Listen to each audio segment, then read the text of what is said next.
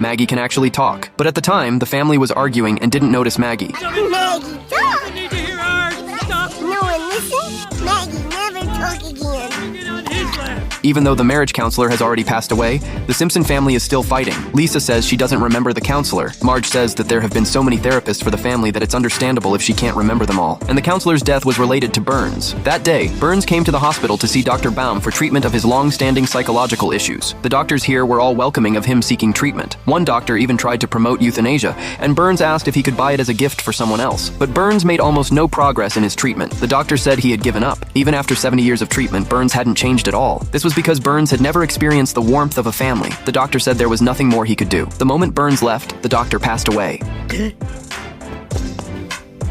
No pulse. Oh, wait, that's me. Dead. So sad. He was a true friend. Excellent.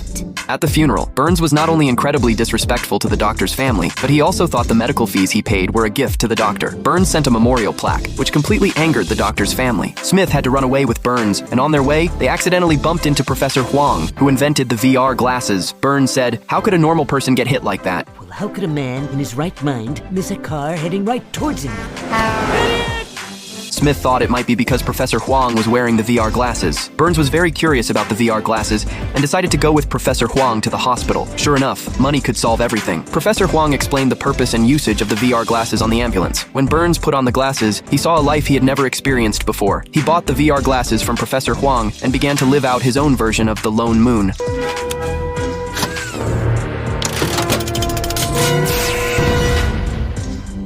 Smith said the project was still in the testing phase, and they eventually found a work by the Dragon series, but it turned out to be a romance about a dragon. Burns wanted to experience shooting lions in Africa. That was reality, sir. I've lived quite the life. Quite the life. Ooh.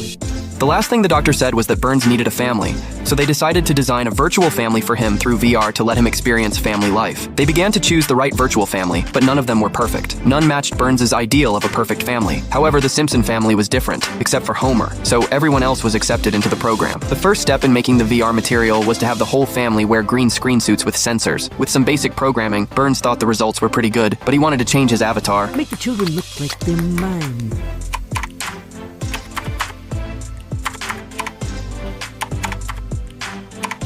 That's good. In the end, he chose the original avatar. Now, Homer's life was completely different. The whole family had to work until 11 p.m. before coming home. While Homer drank until 11 p.m., Burns, living in the virtual world, couldn't stop. He decided to hire the Simpson family for 10 years and said they could never go home. Homer said, "How can I live without Marge?" Marge suggested Homer could go to Moe's bar, but Homer said that going to the bar used to be an escape from family.